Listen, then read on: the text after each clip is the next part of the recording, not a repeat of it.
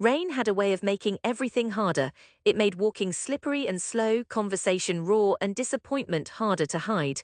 I pulled my coat tighter around my shoulders, head ducked, as I hurried down 22nd Street, ankle deep in puddles. I could still hear the gallery owner's dismissive voice echoing in my ears. "Not quite right for us, Jonah. You should consider something more practical." She said practical the way people say boring job or you're wasting your time. Even the wine in my hand tasted like tap water, bitter and ordinary. The city shivered under the weight of rain. Neon lights shone through misted windows as I passed the bus stop, my shoulders hunched with exhaustion, my shoes squelched with every step. That gallery, small, white-walled and dismissive, had been my third rejection this month, not counting the ones that came by email and sat unopened in my inbox. I reached the apartment, a fourth-floor walk-up smelling of damp plaster and wet laundry. The paint peeled in the hallway, a neighbor's dog barked behind a door. I slid my key into the lock, stomach knotting as I entered. The manuscript, 308 pages, sat on my tiny kitchen table, bristling with edits and red-inked comments. My landlord had scribbled "pay by Friday or else" on a folded note. I was 24 and 6 months past graduation. The city had already wrung the shine out of me. Reaching the kitchen, I poured myself a glass of water and stared at my reflection in the dark window. I looked like a man who belonged to nobody, not even himself. Most nights I called home, but tonight I let the phone ring until it slipped into silence. Instead, I reread the same scene I'd written weeks ago, where my protagonist stood on a bridge, wrestling with his desire to jump or go home. I circled the word jump, closed my notebook. The radiator coughed air, it wasn't warm enough. Back in Searset, family dinners were punctuated by sideways glances thrown my way. My brother Garrett would crack a joke about starving artists and Dad would erupt in laughter, sharp and unkind. Mom would quietly refill my glass, say nothing, let her eyes tell me she wished I'd chosen law school instead of New York, and that book thing. At Thanksgiving, Garrett clinked his fork on his plate. "Still working on the novel, Jonah," he grinned, teeth glinting. "How many rejections now, bro?" 5 at the time, though I lied and said 2, laughing too loudly. Dad shook his head. "You're smart, get a teaching credential maybe. Writing's a hobby, it's not a life." Every word landed like a stone. I felt myself shrinking. Still, I'd nod, smile and chew turkey, my mouth dry as sand. I wanted to hate them, but I couldn't. How do you hate people who want you safe, not happy? On nights like this, gallery rejection nights, rain nights, I flirted with giving in, moving home, picking up something practical. But I'd open my notebook, see the faces of my characters staring back at me, and something inside me twisted with equal parts fear and defiance. I clung to the childish, ridiculous hope that this dream could become real, not just for me, but for the stories I carried. For the next year and a half, my life was a slow-motion train wreck and a quiet symphony of small victories. I waited tables at a Brooklyn hotel, learning to smile through exhaustion. I wrote from midnight until dawn. I queried agents, rewrote chapters, read rejection after rejection, cried when nobody was looking. Sometimes there were flickers of hope, a positive note from an agent, a friend who finished my draft and said, "Jonah, this is really, really good." But mostly I braced myself against the city, my family, and the smirking voice in my own head whispering, "You're failing, go home." 2 autumns passed. I saw the leaves turn gold twice from my cracked window. Friends from home got married, bought houses, posted their lives online in tidy filtered squares. I worked, wrote and waited. Then, breakthrough, one cold February morning, my phone rang as I was slicing bagels. The caller ID said Jane Montgomery, Lit Agency. My heart kicked. Jane's voice trembled with excitement. "I read your sample, Jonah, I'm floored. Are you committed to the project? Can we talk representation?" My hands shook so badly I dropped the knife. I said yes, of course yes, as if I'd practiced the line my entire life.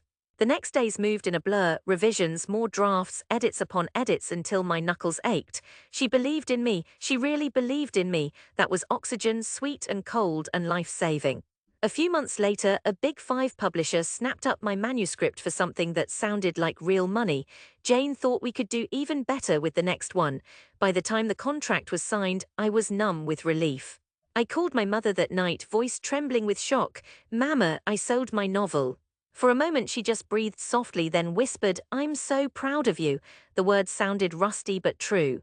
I still waited for her to tell the others herself. I wanted to see their faces when it really happened. The next months passed in a daze. There were pages to proof, interviews to give. I was photographed for a small magazine, blinking awkwardly in Central Park. I found a publisher's advance check in my mailbox and laughed aloud, holding it in my hands as if it might dissolve. My landlord smiled at me for the first time when I paid rent 3 months in advance. When the novel appeared in print, a real hardcover with my name embossed on the jacket, I stared at the cover for hours. I pressed it to my chest and grinned like someone who had survived not just failure, but all the ways the world tells you you're nothing. A public reading was scheduled back in Searset at the new library of all places, 2 blocks from my parents' house. The publisher wanted me to read from the book that had earned starred reviews that bookstores now displayed on shelves. I ran my finger over the gold foil on the cover, feeling both weightless and terrified. When the day came, it was soft and warm, late April, spring peeking through the tired grey. I took the train to the island, my book tucked under my arm like a secret. As I stepped from the station, old memories rushed at me: the high school where teachers said I daydreamed too much, the deli where I worked summers and wrote ideas on napkins. My mother met me outside my childhood home. She pressed her hand to my face, eyes red with pride or nerves, I couldn't tell which. We walked the few blocks in silence. My father waited by the curb, arms folded across his chest. He looked both older and more uncertain than I remembered. The library was bright and modern, glass walls catching the late sun. The event room was already filling. I saw Mrs. Gutierrez from 4th grade, Mr. Phelps who ran the corner store, neighbors who barely remembered my name but knew my parents. At the back, my brother leaned against the wall, arms crossed, his wife clutching his hand. I found myself trembling as I set my book on the podium. The event director fussed with the microphone. My voice sounded alien, echoing in the crowded room. "Thanks, everyone. It means a lot that you're here. I wrote most of this story on rainy nights in New York, wondering if anyone would ever read it." My eyes flashed over the rows of faces, some skeptical, some warm, some unreadable.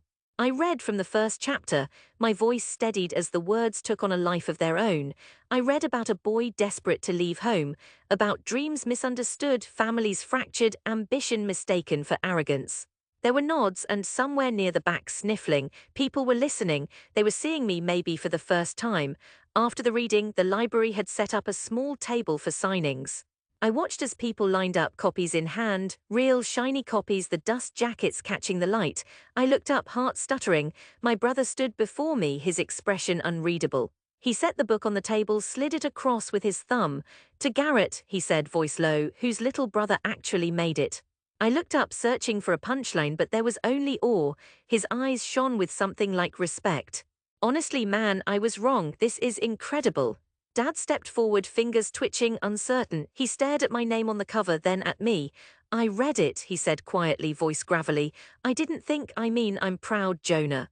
I didn't say it enough." His hand hovered, awkward, before landing on my shoulder.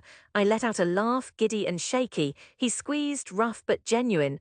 For the rest of the evening, old teachers shook my hand. Distant relatives asked for signatures. My mother hovered nearby, telling everyone how hard I'd worked. A few of the loudest skeptics were there too, the ones who'd made jokes years before. I watched them slip quietly into line, clutching their books like a confession. One in particular, Mrs. Nerrick, the neighbor who used to tell Mom he'll come crawling back when that New York kicks him in the teeth, stood in front of me, lips pursed. She tapped the cover. "I didn't think you'd do this, proved us all wrong." I wanted to gloat, but I just smiled, seeing my trembling hand as I signed her name. "Thank you for reading," I said. She nodded gruffly, lips pressed thin, but her eyes softened as she glanced down. Outside, as dusk fell, the library windows glowed gold against the growing dark. I slipped into the cool air, the novel still clutched to my chest. My mother walked beside me, arm through mine. The world outside looked gentler. The air smelled of lilacs and earth. As we strolled back along the familiar sidewalks, my father exhaled slowly, the tension of years easing from his shoulders. "You deserve this, Jonah," he said. My brother lagged behind, talking loudly to his wife about the parts of the book he'd liked best. Someone honked from across the street and called, "Congrats, Jonah!" A distant cousin, I realized. We reached the front door. Twilight had settled, rain washed away. My mother squeezed my hand as we stepped inside. That night, as I lay in my old bedroom, the sounds of my family downstairs, the laughter, the muffled talk, filtered up to me like a lullaby. The city seemed impossibly far away. The fear I'd known for so long had changed shape, become something smaller.